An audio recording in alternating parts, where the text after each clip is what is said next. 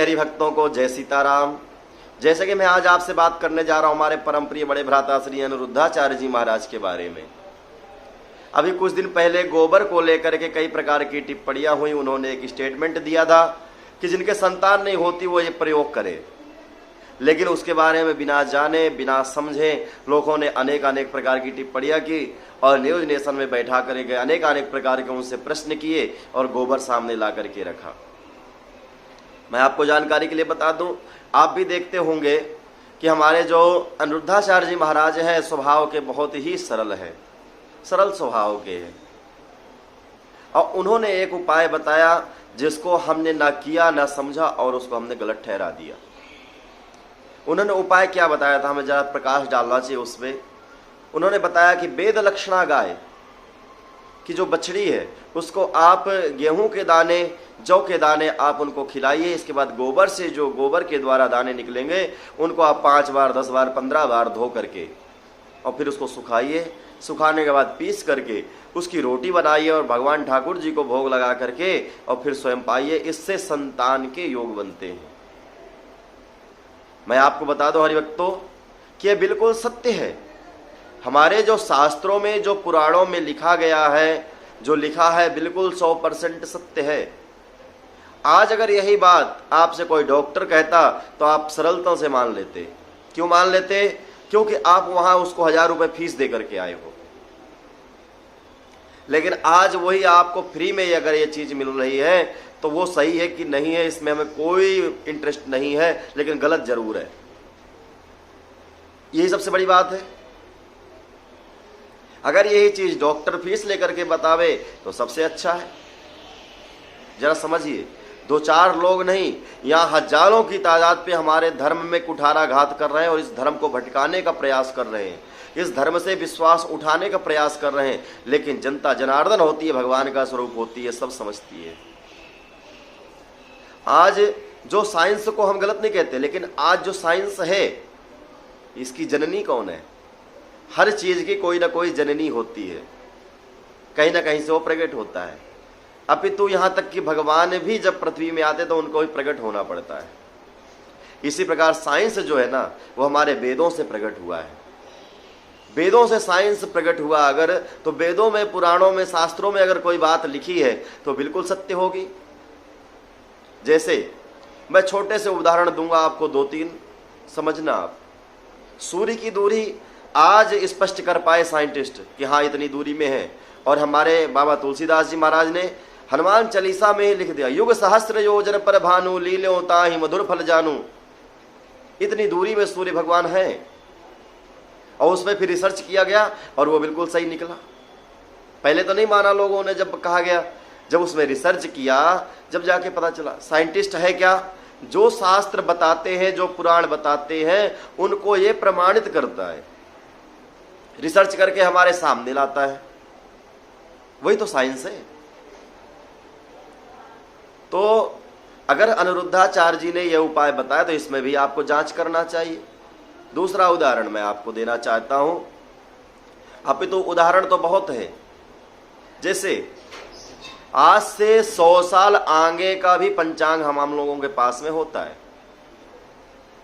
और आज ही लिख दिया जाता है 50 साल आगे का, 100 साल आगे का, कि इतने तारीख को ग्रहण पड़ेगा और इतने तारीख को इतने बजे सूर्य अस्त होगा और इतने बजे सूर्य उदय होगा, और ठीक उसी समय होता है। इसका मतलब हमारे शास्त्र बिल्कुल सही चल रहे हैं।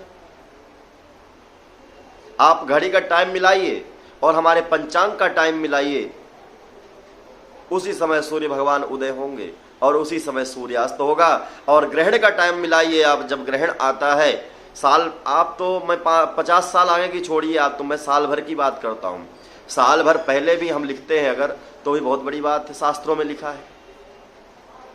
अरे भाई कोई 1 घंटा आगे का बता सकता है? नहीं बता सकता। लेकिन हमारे शास्त्र हमें निर्देश करते हैं और आगे से आगे मार्ग दिखाते हैं, लेकिन हम उसमें चलना नहीं चाहते। हम शास्त्रों के अनुसार चलना नहीं चाहते, उनकी बात को मानना नहीं चाहते। सबसे बड़ी बात हम आपको आज ये बताने जा रहे हैं कि हमारे जो शास्त्र है और शास्त्रों में जो बातें लिखी हुई हैं बिल्कुल 100% सत्य है। और हमारे माननीय भ्राता श्री अनिरुद्धाचार्य जी महाराज ने जो बताया कि आप इस प्रकार का प्रयोग कीजिए, इससे संतान होगी। तो ये सत्य है और इसका उदाहरण है, उन्होंने उदाहरण भी न्यूज नेशन में बैठ करके दिया उन्होंने, कि रघुकुल में प्रायः शुरू से ही संतान को लेकर के समस्या बनी रही है और उसमें कई अनेक प्रकार के प्रयोग किए गए। जैसे पुत्रेष्ठी यज्ञ भी किया गया, इससे पहले ये प्रयोग किया गया था, तभी जाकर के रघुकुल आगे चला है। अब आज अगर यज्ञ की बात करें तो उसको भी झूठा ठहरा देंगे, नहीं भाई कोई यज्ञ करने से पुत्र होते हैं क्या, लेकिन हुए हैं, उसका प्रमाण है सामने। लेकिन आज की दुनिया में कुछ लोग ऐसे हैं जो सही हैं, जो समझ रहे हैं, उनको भी मोटिवेशन करके उल्टा सीधा कर देते हैं और हम भी उनकी बातों में आकर के अलग चलने लग जाते हैं, अलग मार्ग में चल देते हैं। हमें स्वयं को समझना चाहिए, हमारे विवेक के द्वारा हमें समझना चाहिए इस बात को कि क्या सत्य है, क्या गलत है, क्या सही है। क्योंकि अपने बारे में सही और गलत का ज्ञान पशु पक्षियों को भी होता है, तो हम तो मनुष्य हैं। मैं आपको एक छोटा सा उदाहरण देता हूं। किसी को ये लगता है कि गाय के गोबर से, अरे गाय के गोबर से दाने निकले, उसको खाने के लिए उन्होंने कहा है। अरे लोग तो बिल्ली की जो लेटरिंग होती है उसके द्वारा, अभी आजकल सुनने को मिला है, यूट्यूब में भी हमने देखा है कि कॉफी बनती है और उस कॉफी को लोग पीते हैं। बिल्ली की लेटरिंग की कॉफी पी सकते हैं, लेकिन गाय की गोबर से निकला हुआ दाना खाने में हमें बड़ी तकलीफ है। अरे मैं आपको जानकारी के लिए बता दूं कि हमारे जब राघवेंद्र सरकार अयोध्या को छोड़ करके वन में गए, उस समय हमारे भरत जी ने 14 वर्ष का संन्यास धारण किया और उस समय पे उन्होंने वेद लक्षणा गाय को जौ खिलाए और उस जौ गोबर से जो निकलते थे उनकी रोटी बना करके खाते थे। हमारे बैरागी भी इसको अपनाते हैं, बहुत शुद्ध माना जाता है। और गाय है क्या, मैं आपकी जानकारी के लिए बता दूं कि जिस घर में, घर के सामने गाय रहती है, घर के मध्य में तुलसी रहती है और घर के अंदर पूजा स्थान में ईशान कोण में अगर शालिग्राम भगवान रहते हैं तो भूत प्रेतों की तो बात छोड़ो, यम के दूत भी उस घर में कभी नहीं आ सकते।